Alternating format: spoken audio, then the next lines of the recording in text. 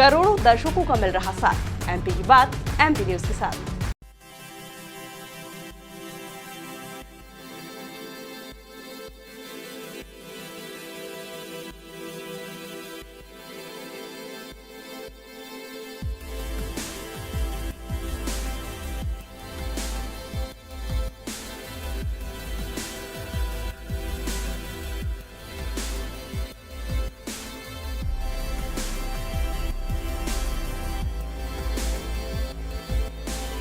हिंदुस्तान में the daily college एक ऐसा नाम है जो कि क्वालिटी एजुकेशन और पॉजिटिव एटमॉस्फेयर के साथ रॉयल स्टडी पैटर्न के रूप में अपनी एक अलग पहचान रखता है।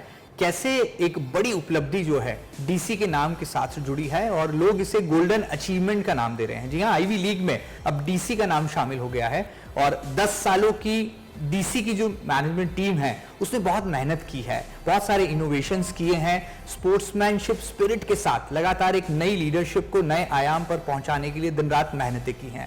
हमारे साथ द डेली कॉलेज के बोर्ड मेंबर धीरज लुल्ला जी हैं। आइए जानते हैं कि इस अचीवमेंट के बाद वो क्या कुछ हमारे साथ शेयर करना चाहते हैं और अपने पिछले 10 सालों के कार्यकाल को किस तरह से वो देखते हैं और क्या एक्सपीरियंसेस उनके डीसी के साथ लीडर के तौर पर रहे हैं। सर, सबसे पहले तो कांग्रेचुलेशंस, वेलकम।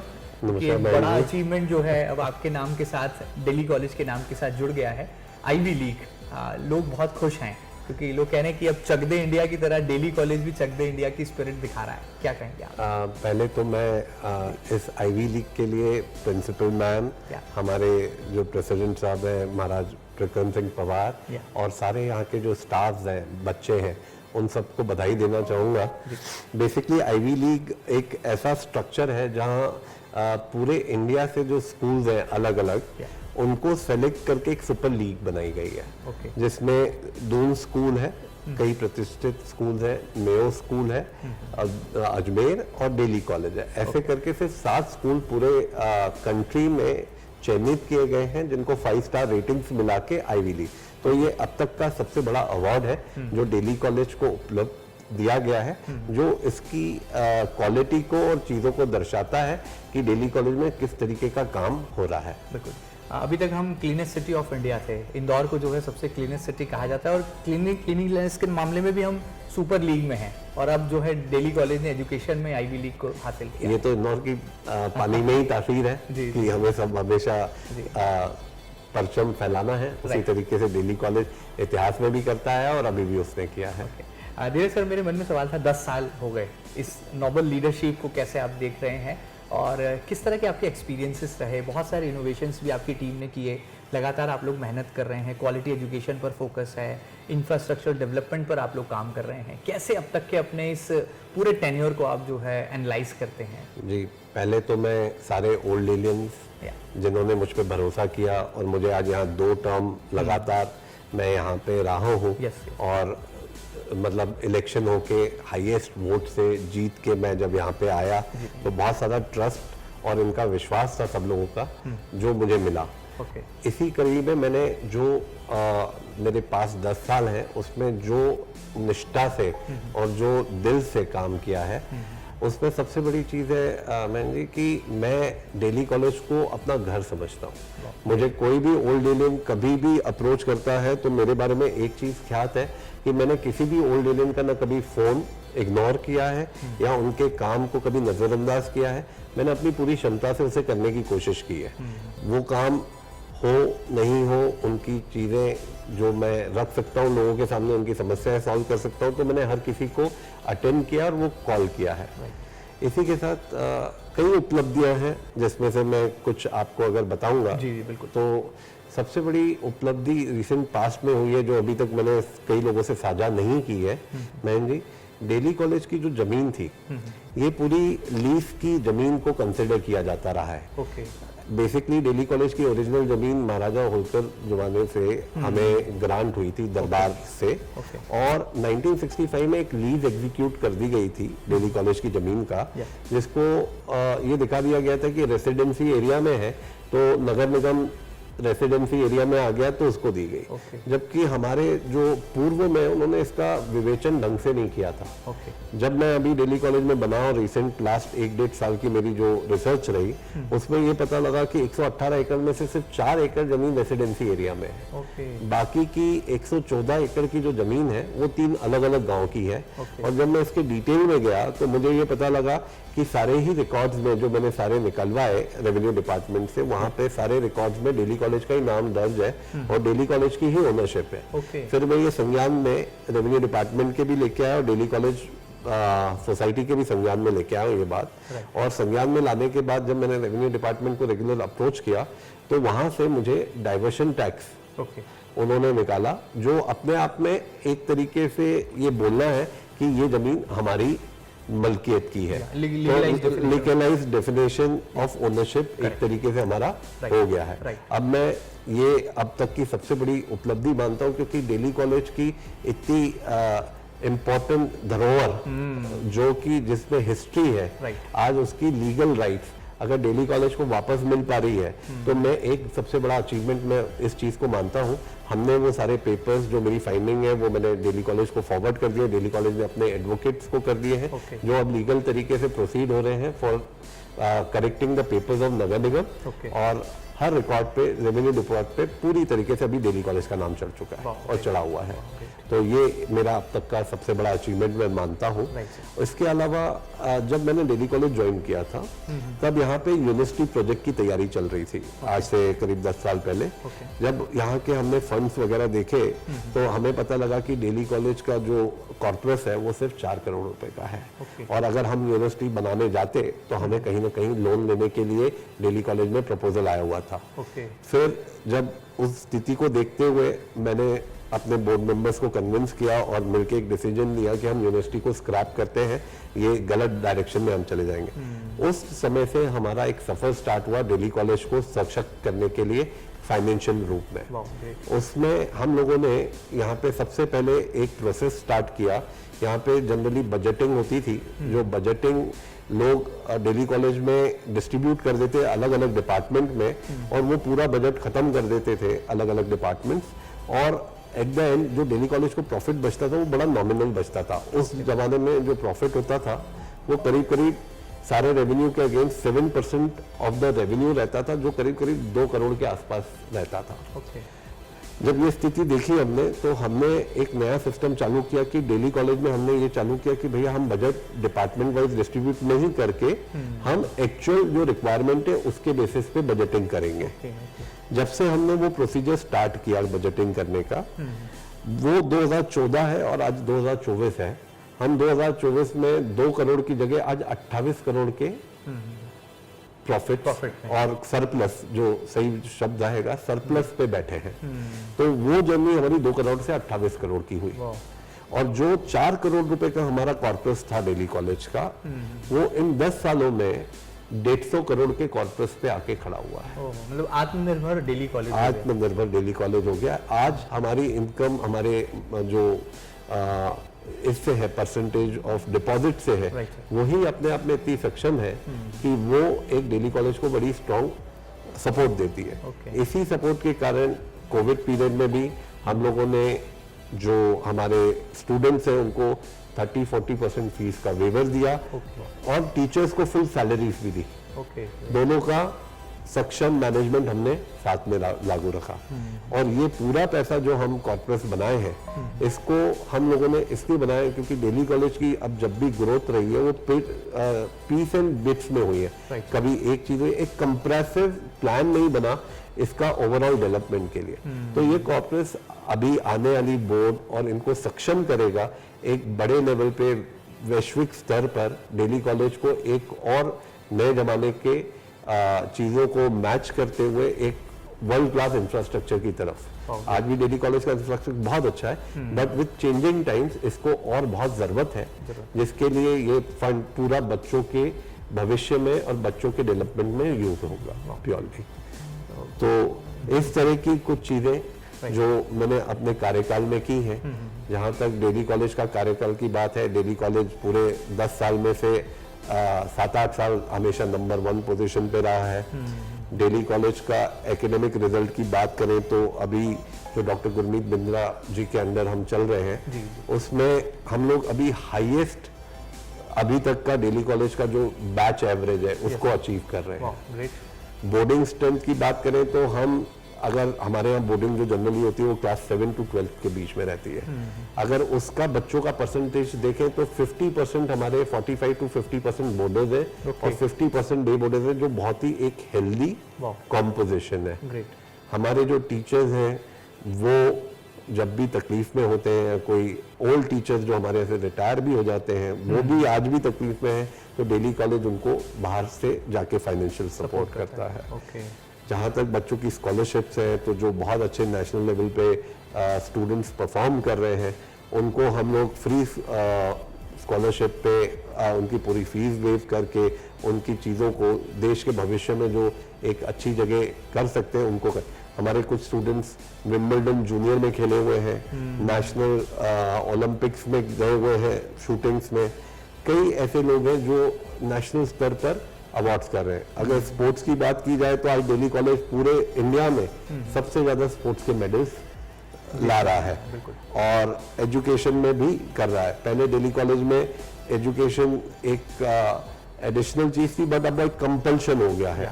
मतलब पढ़ाई को उतना ही तवज्जो दी जा रही है, तो पॉलिसी ये चली जा रही है कि पढ़ाई और खेल साथ साथ वाली पॉलिसी पे अब दिल्ली कॉलेज चलने लगा है और ओवरऑल डेवलपमेंट पे फोकस कर रहा है।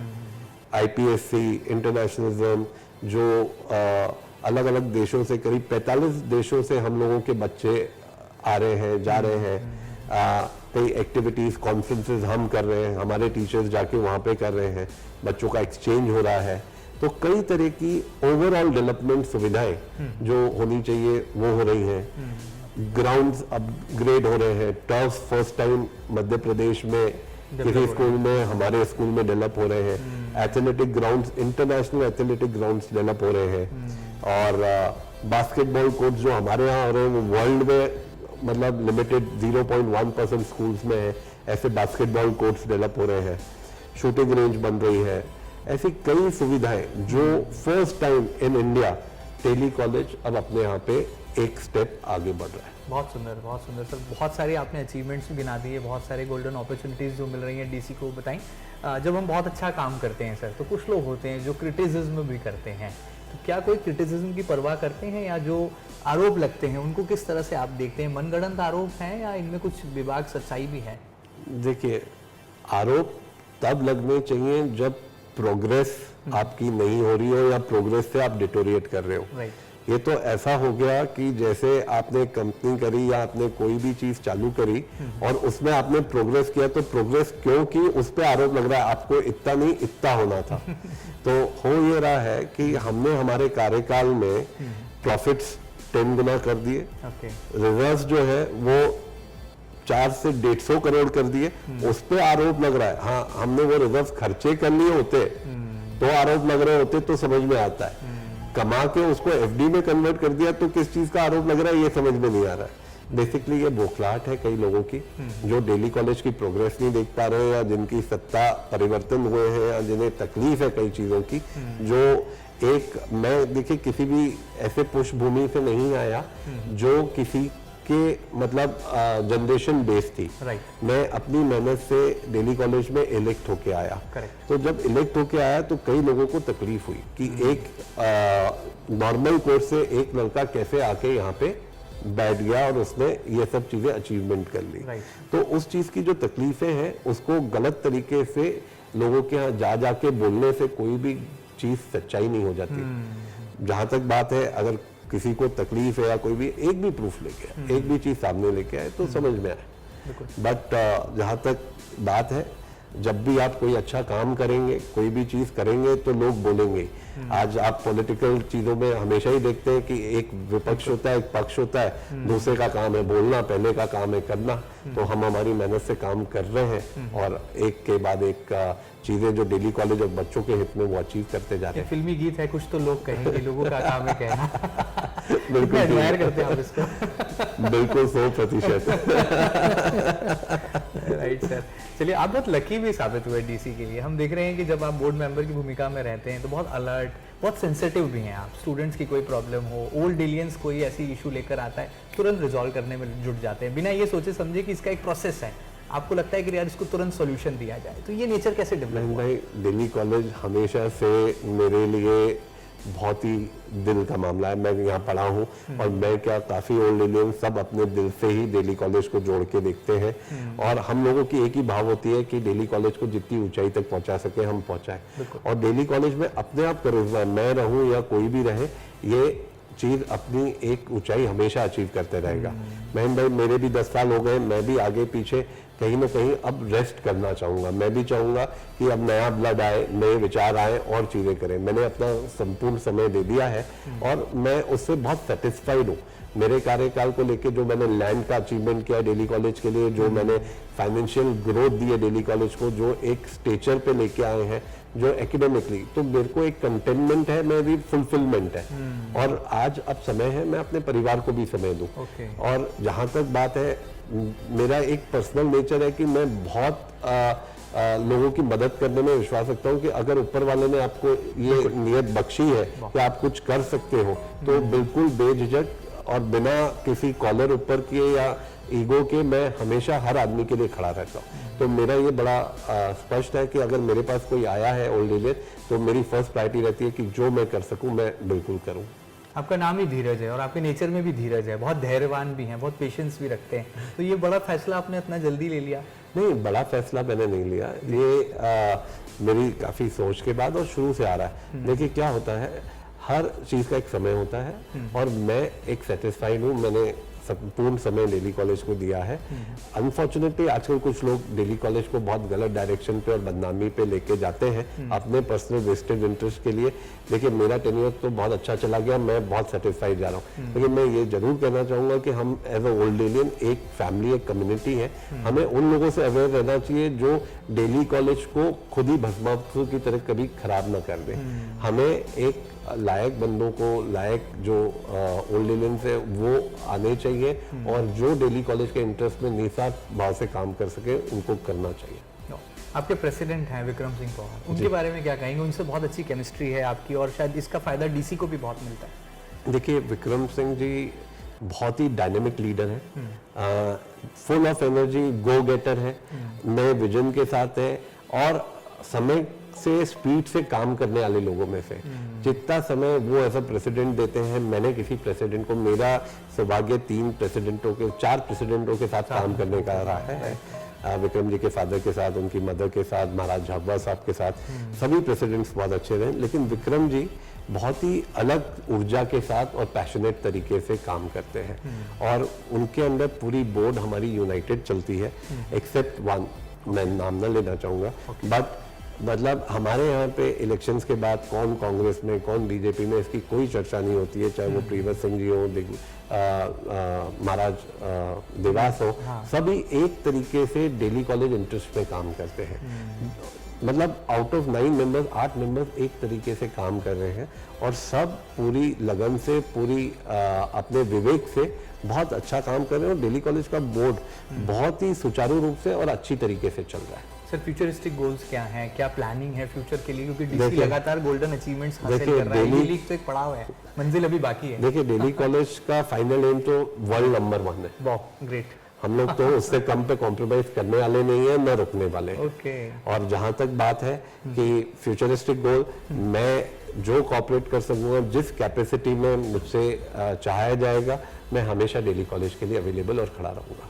एक इमोशनल अटैचमेंट भी आपका डीसी के प्रीमाइसेस के साथ, इस पूरे वर्कहॉलिक एटमॉस्फेयर के साथ, क्योंकि यहीं पले बड़े और यहीं से नाम रोशन किया और इंदौर ही नहीं पूरा स्टेट अब आपको जानता है। जी, मैं दिल्ली कॉलेज को मतलब जितना धन्यवाद दूं या मैं इनका आशीर्वाद मानूं, मैं आज जो भी हूँ इस इंस्टीट्यूट की वजह से हूँ। यहाँ के टीचर्स, मेरे अंसारी सर, मेरे x principles, ma'am Salman sir, potty sir, they have blessed me. आज मैं जहाँ भी अपनी लाइफ में जो भी अचीव कर पाया हूँ, उन लोगों की वजह से कर पाया हूँ। और जहाँ तक दिल्ली कॉलेज का बात है, मतलब इमोशनल होना तो बनता है। प्रेजेंट प्रिंसिपल हैं डॉक्टर गुरमीत बिंद्रा जी, उनको कितने नंबर आप देंगे, कितने मार्क्स आप देंगे, क्योंकि बहुत डायनामिक है वो और सुपर एक्टिव हैं, हर स्पोर्ट्समैनशिप स्पिरिट भी उनमें कूट कर हमें नजर आती है। देखिए, doctor Gurmeet Bindra first lady principal है 150 ईयर्स में। यही बोलना एक अपने आप में काबिले तारीफ है कि 150 साल में पहली लेडी प्रिंसिपल दिल्ली कॉलेज में जो एज अ प्रिंसिपल अपॉइंट हुई है। She is a national hockey player, एक ट्रेन कथक डांसर है, गोल्ड मेडलिस्ट है एजुकेशन में। ये तीनों चीजें बताती है कि वो स्पोर्ट्स, कल्चरल और एजुकेशन को कितना इम्पोर्टेंस देती हैं और वही इम्पोर्टेंस वो दिल्ली कॉलेज के बच्चों में देना चाहती है, वही कल्चर वो उनमें प्रो इन करना चाहती है। तो बड़ी ही सुलझी हुई महिला है, एक सशक्त लीडर है और नंबर देने की बात है तो मैं बहुत छोटा हूँ जहाँ मैं उन्हें कुछ नंबर दे सकूँ। हाँ, इंस्पिरेशन जरूर उनसे लेता हूँ। वाह सुरेंद्र, आज जाते जाते स्टूडेंट्स के लिए, ओल्ड डेलियंस के लिए, स्टाफ मेंबर्स के लिए, दिल्ली कॉलेज की पूरी फैमिली के लिए क्या मैसेज होगा बोर्ड मेंबर ऑनरेबल धीरजुल्ला जी का? मैं ये बोलूँगा कि ये दिल्ली कॉलेज न धीरजुल्ला बोर्ड मेंबर चलाते हैं, न महाराज देवास चलाते हैं, न प्रिंसिपल चलाते हैं।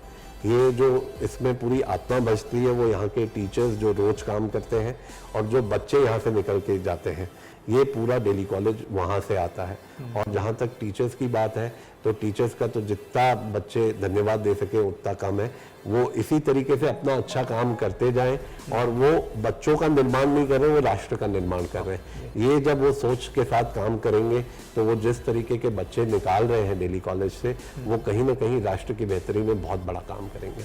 Sir, thank you so much for giving us your valuable time. Thank you so much. तो आप थे धीरजुल्ला जी, जो कि हमें बता रहे थे कि दिल्ली कॉलेज की जो सफलता की कहानी है, बहुत सारे उतार चढ़ाव भी आए, बहुत सारी चुनौतियां आई, लेकिन तमाम चुनौतियों की परवाह किए बिना कैसे दिल्ली कॉलेज आज एक उच्च कोटि के शिखर पर विराजमान है और अब आईवी लीग का हिस्सा हो चुका है, यानी कि देश के उन चुनिंदा स्कूल्स में, उन कॉलेजेस में उसका नाम शुमार है जो कि अपने आप में क्वालिटी एजुकेशन और मल्टी डायमेंशनल क्वालिटी के लिए जो है जाने पहचाने जाएंगे। उम्मीद करते हैं कि इसी तरह से डीसी की ये ग्लोबल इमेज आने वाले दिनों में भी बरकरार रहेगी और तमाम चुनौतियों को पार करने के बाद सफलता की एक नई स्वर्णिम कहानी को डीसी की ये पूरी टीम गढ़ती नजर आएगी। ये खास बातचीत आपको कैसी लगी हमें जरूर बताइएगा और ताजा तरीन खबरों के लिए लगातार बने रहिएगा आपके अपने news channel MP news TV के साथ। फिलहाल इतना ही, नमस्कार।